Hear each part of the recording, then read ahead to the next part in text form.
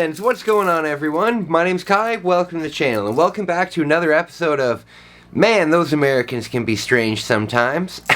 So guys, today we are taking another look at the show Doomsday Preppers. If you don't know the show Doomsday Preppers, it's a show that follows everyday, ordinary Americans essentially preparing for the apocalypse. So, in today's episode, we are going to be watching former WCW and WWE heavyweight champion Bill Goldberg prepare for the end of the world, and let's get right into this, guys. All across America, people are preparing, going to staggering lengths to protect their families from their greatest fears.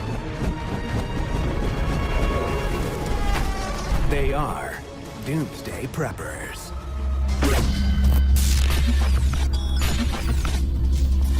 The next couple scenes are going to be so dramatic for absolutely no reason.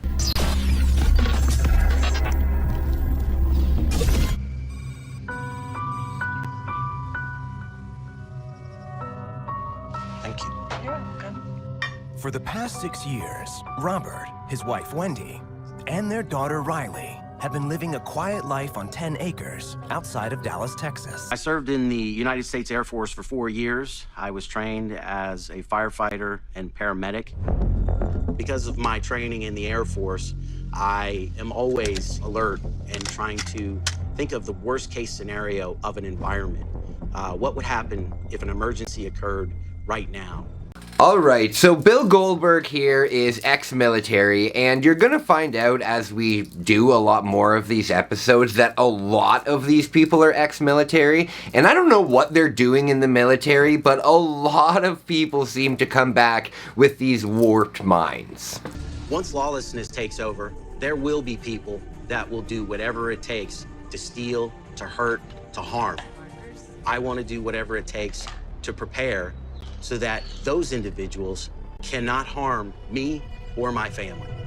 Do you guys know what main character syndrome is? Because you're gonna see that basically every single one of these people that are on these prepper shows, they all have main character syndrome. Every single one of these people think that when the world ends, the entire United States population is going to come to their doorstep, you know? You know what would be a great way to prevent all of this? Maybe not going on national TV and telling the entire world about all of the things that you have saved up and prepped. Like, it seems like such a counterproductive thing to show up on one of these shows and then be like, I know they're coming for me. I know that when the zombie apocalypse happens, I know that they're all gonna come to my farm. It's so ridiculous. Power is essential. My pride and joy are my solar panels. I like how this guy's pride and joy is his solar panels. He has children, but no, they're not his pride and joy. His pride and joy are his solar panels. Yeah, this is a photo of my daughter, you know. She's my pride and joy. I love her so much. Do you have a pride and joy? Yeah, this is a photo of my solar panel. I love it. I love it. It's my pride and joy. Yeah, but do you have children? I do. I have 3 children, but I don't like them very much. My solar panels are my life. What we've done is we've created a solar panel system that are mobile, and I have enough stored power to supply my home with electricity without recharging for a week, and I don't have to pay anybody a cent. This guy has spent so much money on his preps, and he can only power his house for 1 week. That is mind-blowing to me. Okay, first of all, I used to work at a home improvement store, right? And they sold Generac generators, right? And those Generac generators would power your entire house, and you just needed to put gasoline into them. What is this guy doing? Why doesn't he just get a Generac?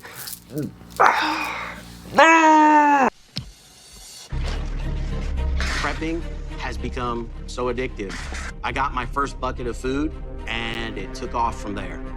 All of that food that he has there in those buckets, that food is god-awful. It's god-awful. I've had it before. I go camping a lot, so that food that's sold in buckets is also sold in like individual packages that you can bring camping, and it is god-awful. So having to eat hundreds of buckets of that, my god, your insides would turn into sludge and you would probably gain like 100 pounds. It's awful. It's all powder-based food. Awful. You do not want to be eating that for the rest of your life. Rob has enough food to feed his family for 2 years. He makes his own bullets so he won't run out. And he has a stockpile of weapons. You are going to find out very quickly that this guy has way too many guns. First of all, how many guns do you need? Like, you've only got 2 hands, right? And maybe a couple family members. But some of these people on these Doomsday Prepper shows have like hundreds and hundreds of guns. It's mind-blowing to me. The amount of money that went into this literal arsenal of weapons. Good lord. Spend it on your children. In my arsenal, I have several 22 pistols, 357 Magnum, Smith & Wesson 500, it's a 50 caliber handgun. I have an M4, a couple of Uzis, a Bushmaster 50 caliber. If you can't stop them with this, you probably need a tank. God, I know I've already said it before, but how many guns does this guy possibly need? Seriously. Am I missing something? I must be missing something, big time. Guns and ammunition are just one component in Robert's home defense strategy. In the event of martial law, he's planning something that no intruder could predict. To protect my family from marauders, I'm building the ultimate booby trap system. Is this guy trying his best to speedrun, like breaking as many laws as possible? Because you can't booby trap your house. We went through this in the last video that I made. These lunatics are putting explosives and punji pits and all of these ridiculous traps all over their property.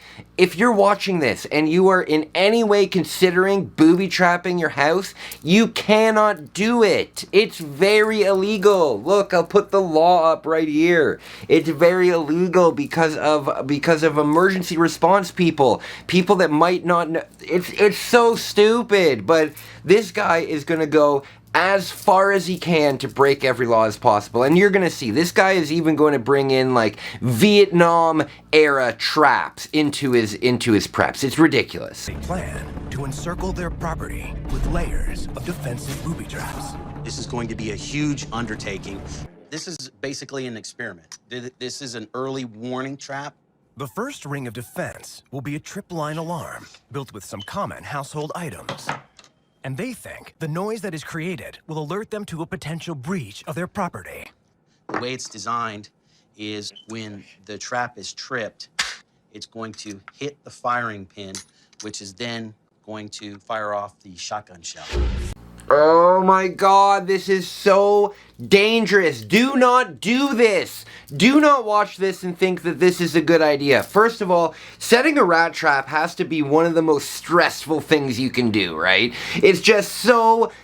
It's so stressful. And now imagine, instead of if you make a mistake, it snaps and hits your finger, imagine now, instead of making a mistake, it's attached to a shotgun shell that's gonna blow your goddamn head off. It's ridiculously stupid. What are these people thinking? In Texas, Robert is building a second ring of his perimeter defense system, a series of fall traps designed to stop intruders in their tracks.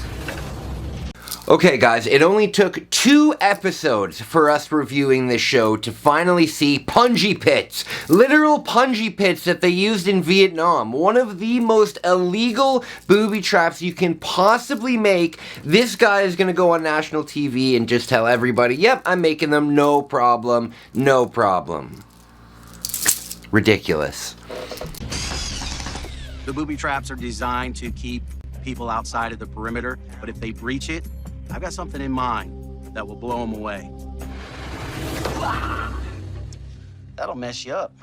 So he wants the fall trap to stop the trespassers who aren't as easily deterred. Idea is someone is walking along. They have already bypassed any tripwires. This will be the next line of defense. Yeah.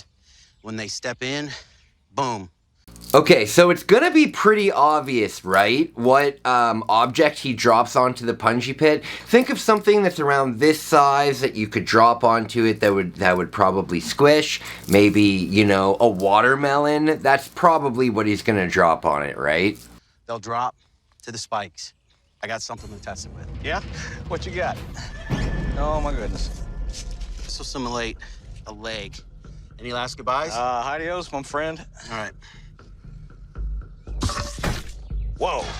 Whoa. Of course, he just has a pig's head just lying around that he can use for the trap. These people are lunatics! But an unpredictable force catches him off guard. Hey, I gotta go pick up Riley. The schools sent out emails. They're closing the schools early because of the storm. Because tornado watch until 7 o'clock, so the schools are closing, and then the program said that may be canceled. So I'm gonna go get her. Get her. Bye. Hurry back, please. Oh my god. I just got bad news. School's canceled.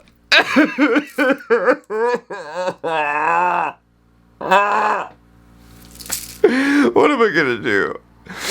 School's canceled? And there's a tornado warning? Or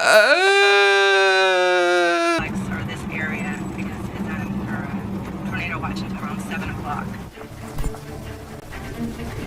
Roads are flooding right now. My worst fear is that something might happen to them before they get home.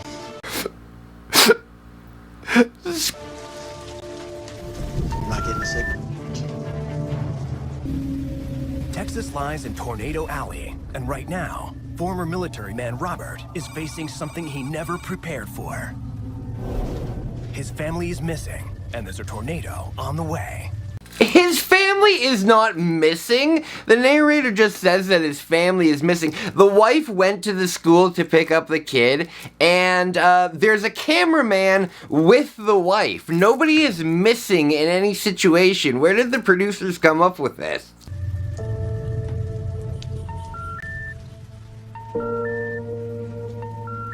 I do everything I can to prepare to make sure that they're safe and secure here.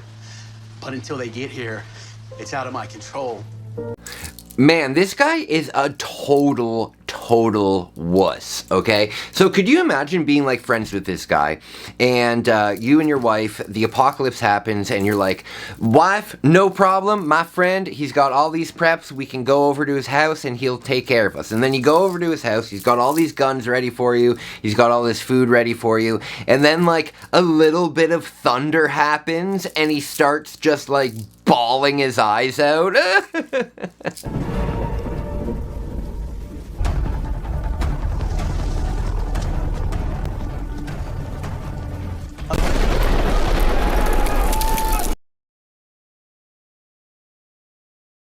Alright guys, so we can see ever since Kurt Angle has lost the WWE Championship, he has completely lost his mind. That's going to be it for today for me. I've really enjoyed reviewing this episode. If you enjoy watching this style of content, please let me know and I'll make more of it. If you want to support me, check me out on Patreon. I've got some great rewards on there. I'm a professional photographer and I do a lot of photography in Japan, so if you want to check that out, please check out my Patreon or my Instagram, Photography 76. Other than that, guys, have a wonderful day, and yeah, bye!